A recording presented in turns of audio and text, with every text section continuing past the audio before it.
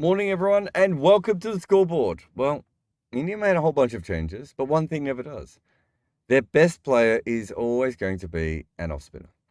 R. Ashwin, of course, had all of their early wickets today, and he really was their only threat for a long period of time.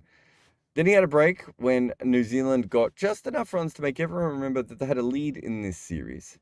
And unfortunately, they had given up Conway at that stage, who had faffed at a white one. But even so, they got to a point where they should have made a fairly good score, New Zealand. Then Washington Sundar came back on, and someone upped the wicket from friendly to fire. The ball started spinning way more than it had before, and New Zealand batted exactly how we all thought they might when this kind of surface actually came to them.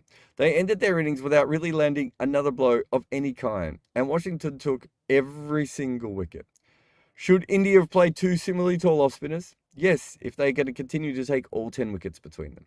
Considering the start, it was a great win for India on the day. Soured a little bit, of course, by the fact New Zealand bowled well and Tim Southee found a Rohit's off bail.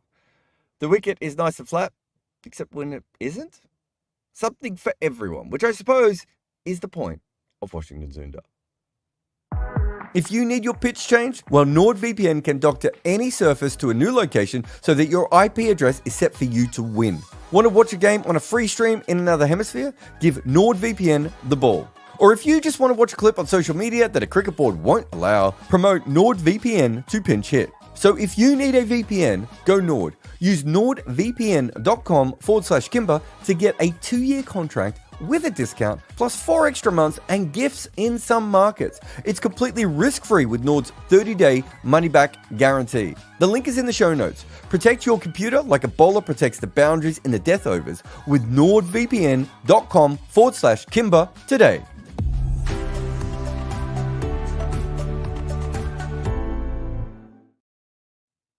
Welcome to the scoreboard. Please like and comment and subscribe and do all those magical things. And if you're desperate to ask a question, Super Chat's are always the best way to go. But let's get on with the scoreboard. This is essentially telling you how much the ball spins. that is what COF means. And median is something that we look at to have a look at just how much spin you get. So you can see it was fine with the new ball. It tipped off a little bit afterwards and then sort of stayed in that middling zone. And then suddenly, between over 60 and 69, it ragged. So I would say that probably at 0.5, you would say that it is absolutely, without doubt, a ragging pitch. So it's probably just beneath that a little bit. But it stayed up there as well. Like it wasn't as if it went off. So when that ball got really, really old and chewed up, it did start to spin a lot more. And of course, this is partly the reason that New Zealand made a lot of runs through to here, and then they went at the end. And of course, what people will generally say is, the middle order isn't as good, and they didn't play spin as good, and all these sorts of things. None of this is kind of not true.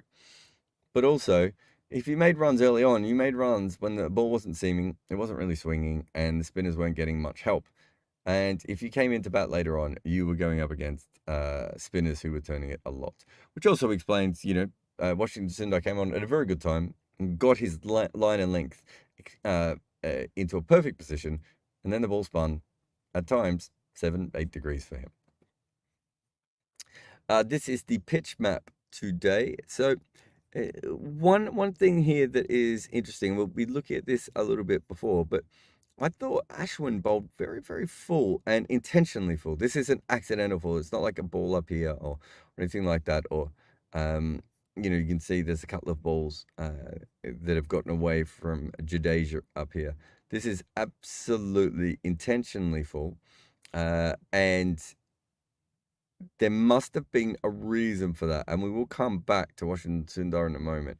They also bowled very quick, and we'll talk about that in the end. But you can see here, I think Washington's groupings were pretty accurate when he wanted to put the ball in the right area. There's a little bit of wideness here, and I wondered if that was intentional or not. It'd be worth having a look up. But here are the lengths when you see. So you can see Ashwin, 24% of his balls were 2 to 4 meters, which we would conventionally just describe as full. And I'm not sure the full reason there. Maybe I wondered if it was something to do with the sweep shots at times, but I'm not sure. But this is the other interesting thing here. is that almost 50% of the balls that Washington bowled were between 4 and 5 meters. Now, it's a pretty normal length to bowl for a spinner, but that's a big amount of deliveries on that length when the actual, from an economy point of view, the best economy was in this length. So I would say he probably attacked a little bit more, although it's kind of hard to see. Maybe this is Ashwin attacking. But certainly, I would say this is probably the most attacking length that you can bowl. And he did that quite a lot and was very, very successful with that. Of course, in Ashwin's case, he went past Nathan Lyon today, those two off spinners in this sort of epic grudge match, which will probably, if we're really being honest, either be determined by how long one of them plays or how often one of them plays. This is the speed. So the length was one thing I noticed today. The other thing I noticed was the speed. Washington Sundar seemed to very much want to bowl that very, very fast speed. So this is up around, 93, 94. You see there's a little bump here around 86, 87. And some of those were the slower ones that he was bowling to Glenn Phillips on purpose. Clever, very clever bowling. But you don't usually see Ashwin on bowling this quick or this much. So I think the Indian spinners, as a general rule, and even I would say Jadeja is maybe a little bit quicker than his normal peak. I think as the spinners, as a general rule, really decided that this was a good day to bowl a little bit quicker. The issue, of course, for New Zealand is going to be that probably Santner doesn't bowl this quick. Ajaz is a lot slower than that. The only spinner, and Glenn Phillips doesn't bowl all that quick either. If this is a wicket where you need to bowl a little bit quicker, Rachin Ravindra is probably the best choice, and I'm not sure he's brilliantly suited to this kind of pitch. But very noticeable that how fast the Indian spinners were today.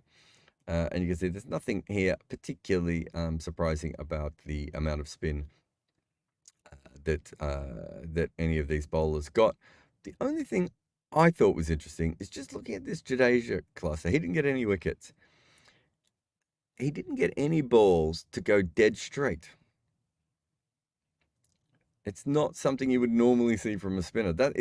He got what I would call fairly consistent spin all the way through, without anything, being massively, like if you compare that to you got Ashwin spinning quite a few down here. Sorry, I didn't mean that. I meant drift. That's what I meant. I'll get started again. Sorry, 5 a.m. start, still doing my head in.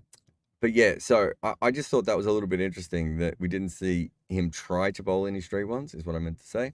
Whereas you can see there's a bit more of a cluster around here. Now, some of this is because these guys bowl with a little bit more overspin on occasions. But this is one thing I really noticed, and I suppose we can go back to almost everything. So it shows up a little bit in the speed. It shows up in the lengths here. And it shows up in the pitch map. So almost everywhere you see Washington today, there's a real plan for what he is doing. If you remember the last time we saw Washington in test matches, he looked a little bit more like the fifth bowler. He wasn't treated like the fifth bowler today. And I think that one, let's start with that. Not being treated like the fifth bowler. So my problem when they pick him and Ashwin is in the side, is that you essentially have two tall off spinners. Now they are slightly different. There's no doubt that there is a difference in them. I'm not saying that they are identical, but because you have two tall off spinners in that situation, there's a little bit natural overlap, and we have seen at times with captaincy that Washington can go lost. The fact that they used him early on, I thought was really, really important today, and that they really gave him a chance to bowl. But then let's talk about him being a frontline bowler, one of the four main bowlers. This grouping, pretty good. Maybe a little bit on line. I think we could say he's maybe a little bit more scattergun. But there's no problem with this grouping. This isn't like a poor grouping at all. And if you come right up here at the top, you'll see this little group here where clearly he had a plan against someone. And he's managed probably against, might have been against Ravindra. And look at, he's dropped the ball exactly on the spot that he wants, a bunch in a row. So I don't mind this altogether. And then you come here, everyone else is bowling slightly different lengths to him. He's decided to bowl his own length. Again, That's a really, really good sign of a bowler who knows what he needs to do. And also the ability to, this is my natural speed, but I'm going to be able to use a speed that is, what's that, 7-8 kilometers? That's quite a big change up for a spinner. I know it doesn't look like it because Ashwin is on this map, but for normal bowlers, that's quite a big one. And you saw the way he bowled against Phillips, which was, I'm going to basically bowl quick and at stumps and not give you anything. Top of off stump, that area. In fact, oh, we'll skip ahead to it. He says, not being able to show you at all. So this is the Phillips wicket. So you can see here, just really trying to pepper this area consistently until eventually from one of those balls where Phillips thought he got a little bit more width, he decided to hit it down the ground. Very poor shot from Phillips. Not that he was playing an attacking option, but it wasn't the right ball. But also, there was a player 3/4 of the way back. And if he's going to play that shot, he kind of had to fully commit to it, and he didn't do any of those things. So again, just a lot of really good signs on some of the other bits of Washington Sundar's bowling. Let's have a look at the median degrees of turn by over. So we could see here sort of consistent spin all the way through. What's Jadeja getting down to about 6 here. So pretty consistent spin all the way through. And then we start to see it clumping up a little bit more at the top here when it starts to spin a lot more. So you can see when even what's his name? Jadeja. Even when Jadeja is bowling, it's not really, this period here, there's not a lot of spin. And then we get to exactly the 60th over, actually. And then it really starts to spin a lot more on both sides of the ball there. And it's quite interesting, of course, that Ashwin bowls throughout the majority of the day without that assistance. So he really set up the day with good flat pitch bowling, and then everyone went a bit nuts. And this is the Washington's degrees of turn. This is a fascinating graph just to see how much turn he managed to get later on. But also, generally, you wouldn't expect all of your wickets to come from your 3 balls that are spinning the most. I know there's a couple more later on, but in this period, almost every time he ripped the ball outside of maybe this one, he gets a wicket. That is a very, very interesting thing and worth watching all the way through the match. It seems to be spin is getting the wickets in Pune rather than straight balls sliding on. Even if you go back to Ashwin's first wicket, I thought he was sliding the ball on and then finally just got one to turn. Seeing little puffs of dust. But yeah, very fascinating. And then you can see when he's bowling to the tail later on that he's got 3 straight ones in there.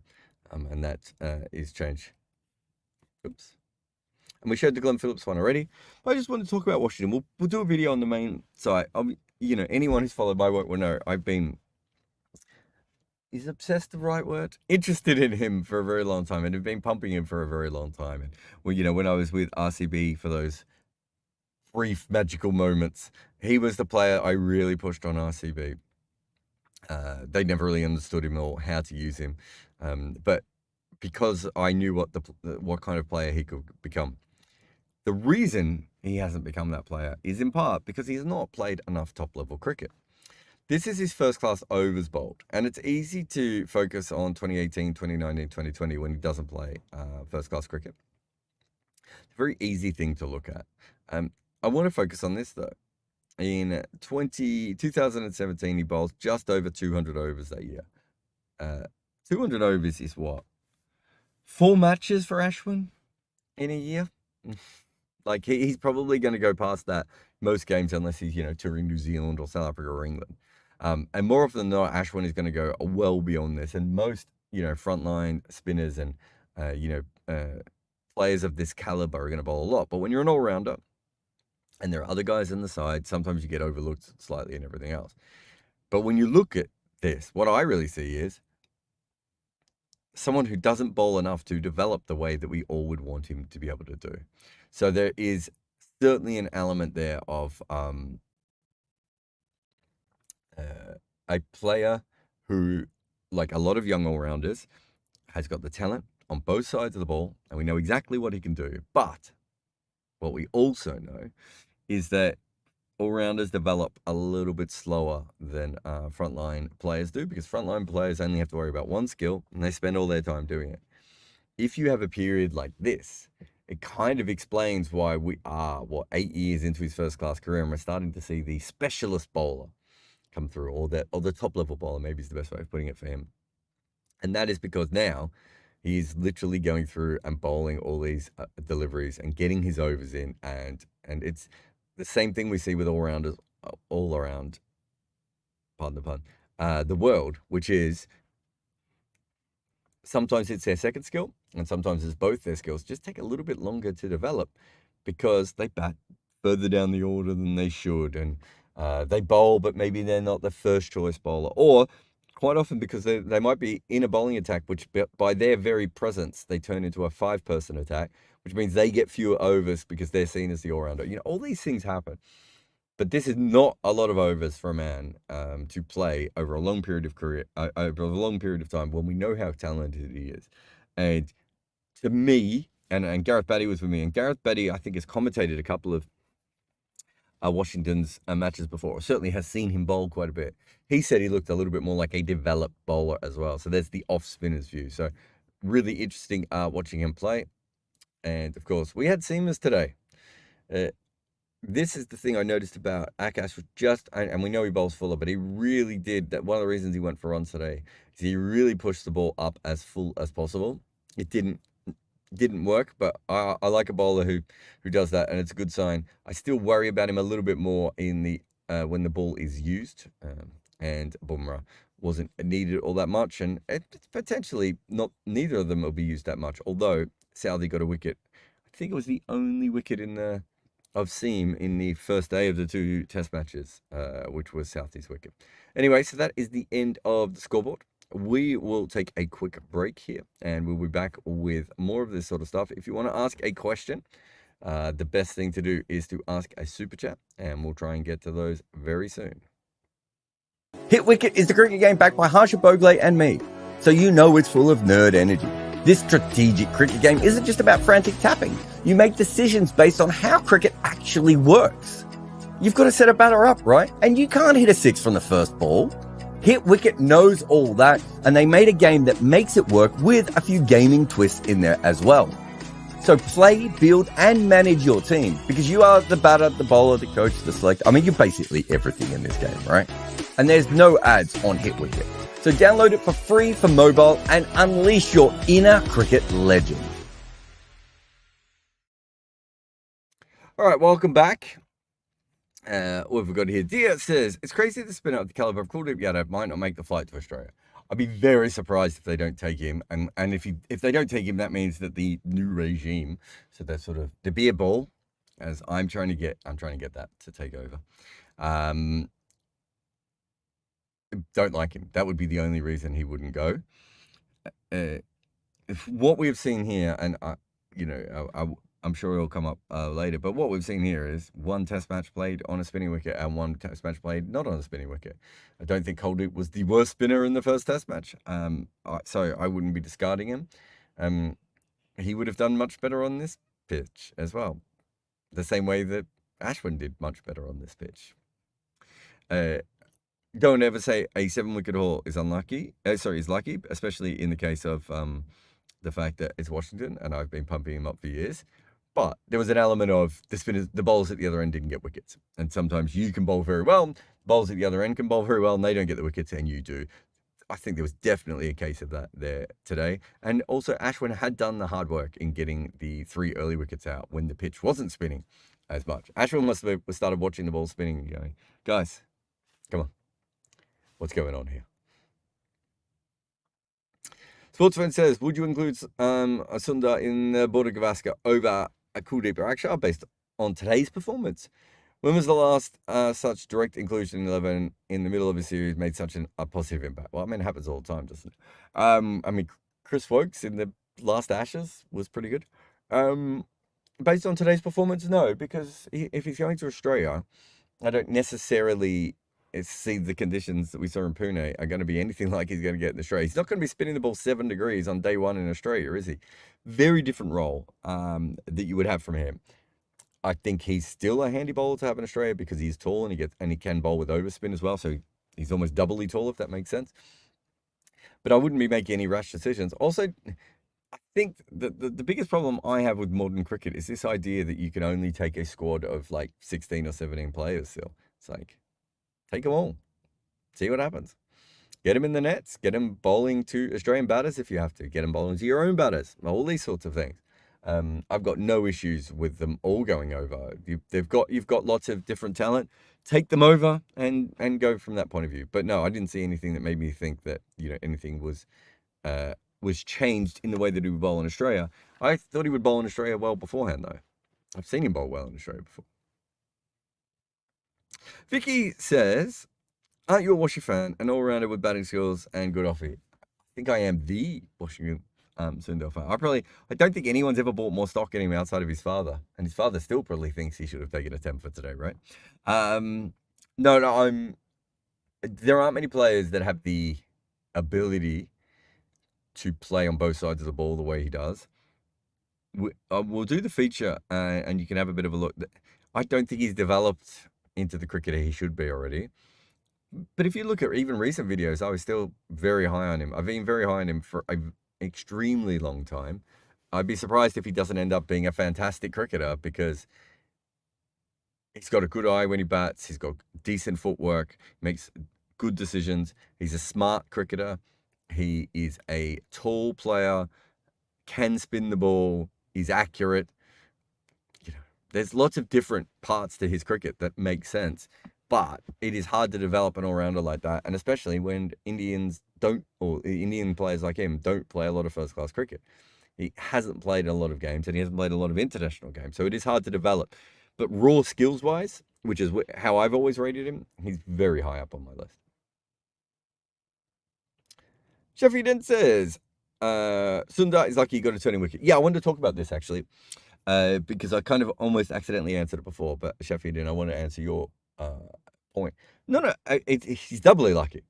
He got a turning wicket, and then he actually got the wicket when it turned the most. Right when that ball started to rag more, he had it in his hand, and then you still have to do the damage with it. Jadeja had it as well. Jadeja didn't get it. So I think that's huge, and this is why you don't want to throw out your other spinners based on this.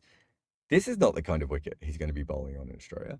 And if let's say that it was completely reversed. So the first test they pick Washington. He plays on that wicket. Chances are he would have gone for runs as well because it just wasn't a wicket that made spinners look good. And chances are if Kuldeep played on this match, he would have looked good. You can't select your teams that way. And I'm hoping that isn't the case with Kuldeep.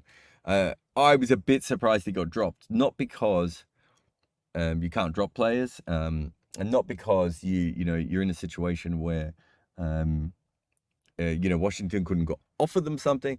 But I was a bit surprised from the point of view of you have a spinner who's bowling on a wicket that doesn't spin, and you're going to a spinning pitch. What kind of message does that send to Kuldeep, right? Just feels like me that's the mistake. The other thing, and we talked about it briefly before, that I think when Washington has played with Ashwin, because they are similar heights and similar release points, and maybe have a similar best ball. I know Ashwin's a different kind of bowler they're different kinds of bowlers to each other, but there's a lot of similarities. I felt that he's been a little bit fifth bowler syndrome. It's like, oh, nothing's really happening, we'll give the ball to Washington. It doesn't really help you when you're a fifth bowler. Like, if you think about it, let's say you are the fifth most talented bowler in a lineup, and literally you only get the ball when nothing's happening for the four most talented bowlers, well, chances are it's not going to be doing an awful lot for you.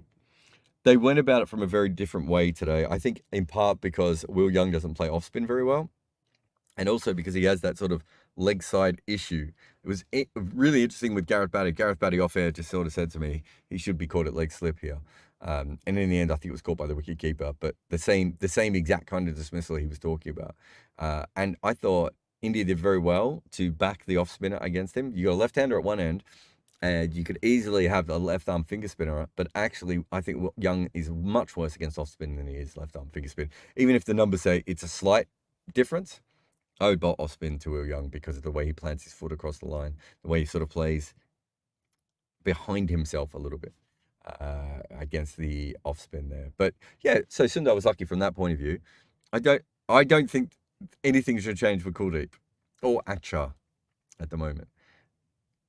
It would be very silly to suddenly be like, this is the guy and and everyone else isn't. That shouldn't be how this is decided.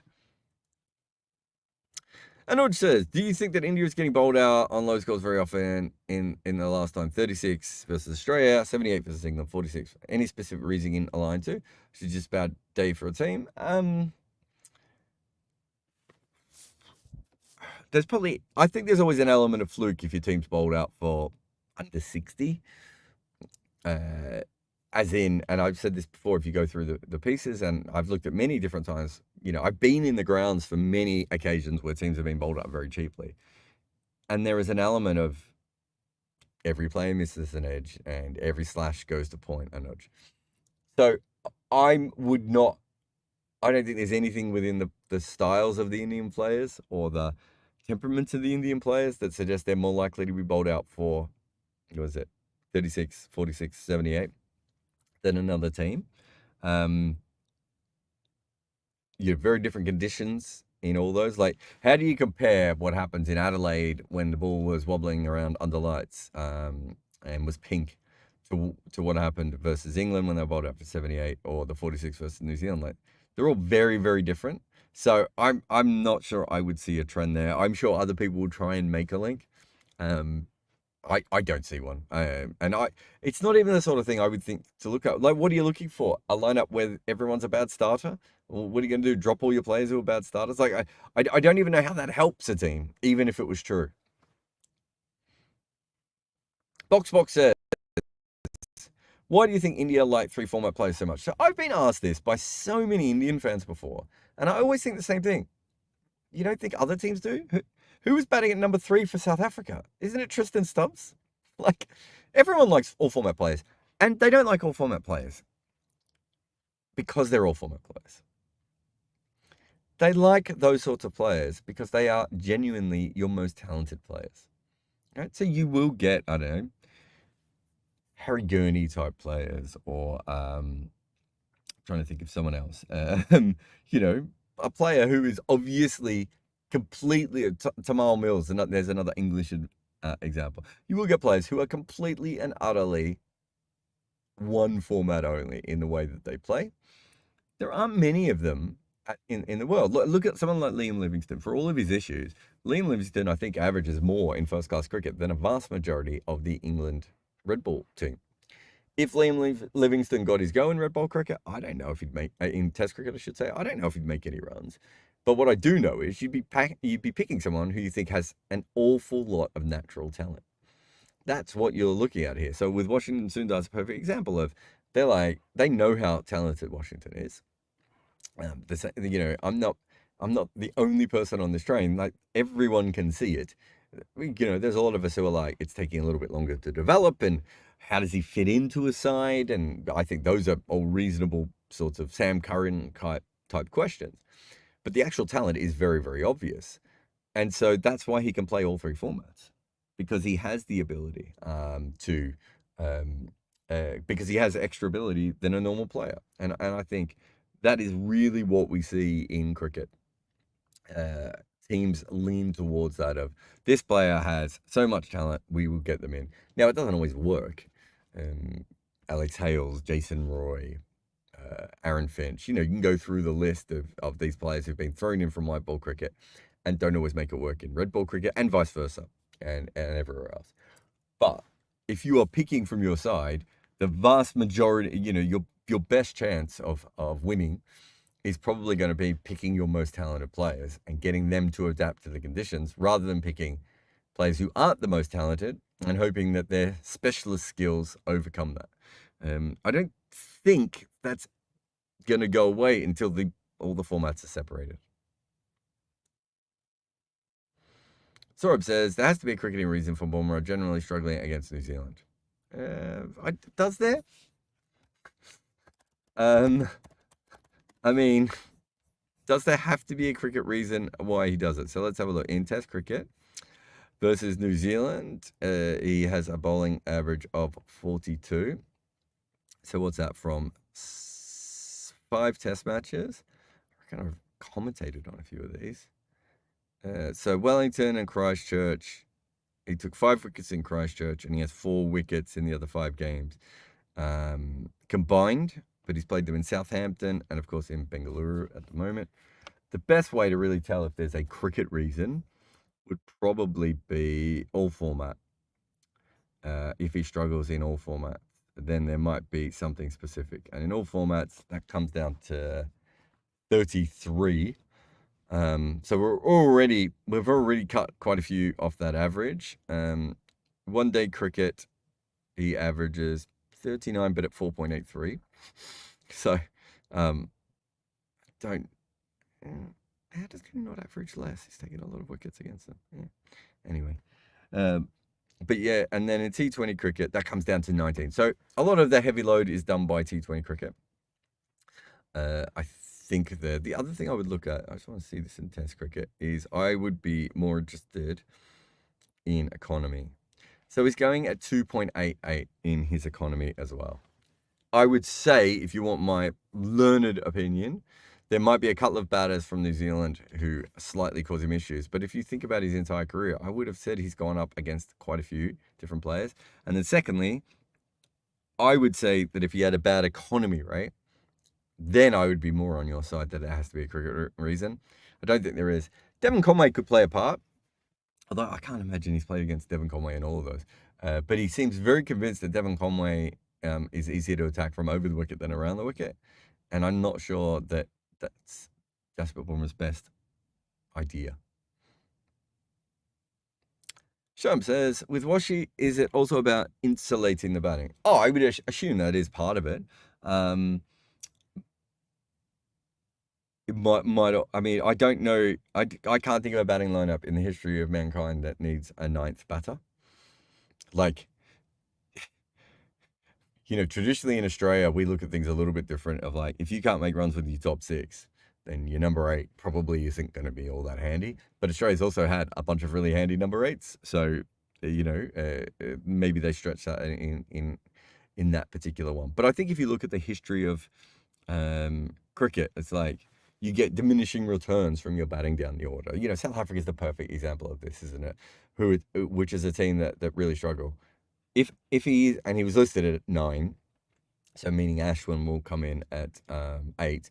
There's every chance that those two will swap as well. I think I'd have Washington ahead of Ashwin, but they may not want to do that for the senior player and everything else. But what are we talking about? Like if your top 8 can't make any runs, the idea of your number 9 regularly saving you is pretty slim. And the other problem is when you bat top order players or genuine batters all the way down the order, there is what do we call it? The Moeen Ali effect. Might be a good modern version of that, where they start to kind of bat more like their positions anyway. And so it's not like you end up with a number 9 who averages 38 or something. It just doesn't seem to ever happen. So I think, again, there's a sort of diminishing impact on that. But yeah, I mean, they weren't bowled out for 46 because they didn't have batting depth. They had Ashwin at number 8 and they had Kuldeep at number 9. That's a more than fine long batting lineup. I can't. If you're asking me, and also if we're hearing Gambier talking about playing attacking cricket and everything, but that's a defensive option for no real reason. So I would hope that's not the case. But he does offer something else. Like he gives them a flexibility. They might have wanted to try him out, although probably not the game you would do that. It's also possible. My memory of Pune is that there isn't a lot of wrist spin bowled on the few first-class games that have been played there. There is a lot of finger spin bowled, and so they know how finger spin is going to react to that surface.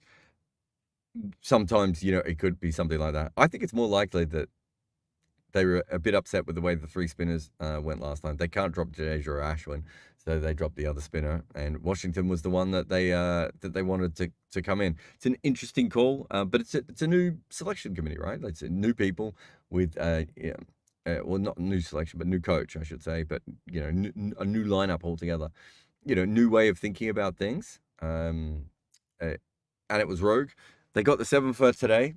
As I said, if they'd done it for the first test, maybe Washi doesn't take a single wicket in that test on that kind of a surface, and they would have brought Kuldeep or Akshar in today, and that bowler might have not got a 7 for, but cleaned up, and we'd be looking at it from the other way. That's why I never worry too much about those sorts of things. Conditions play such a big part.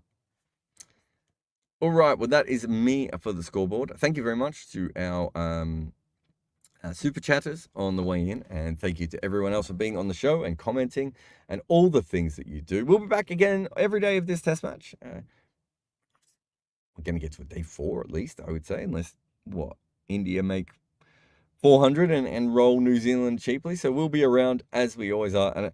And on the main channel, there should be a Washington Sundar video if I finish this outro and actually go and write it, I suppose. I have a book out with Abhishek Mukherjee, and it is called Overthrowing Cricket's Empire. And it's about the stories of how each team beat England for the first time. We go all the way back to the demon Fred Spofforth getting annoyed at W.G. Grace for acting a little bit like Alex Carey. And then we come all the way to present times with Rashid Khan's England's redemption. We cover every single team to beat England in a major international, but we also talk about the incredible stories, like the barefoot basher from Fiji that almost played for New Zealand. In fact, this book is full of tales like that, like how Pakistan lost a top batter after he was on the run from an angry husband of a movie star he was having an affair with, and also how one future captain of his nation realised he might have to go out and bat at Lords and that he didn't own his own pads. Cricket was used as a tool by the Empire, but what happens when those nations grow up and get good at it? Find Overthrowing Cricket's Empire on Amazon today.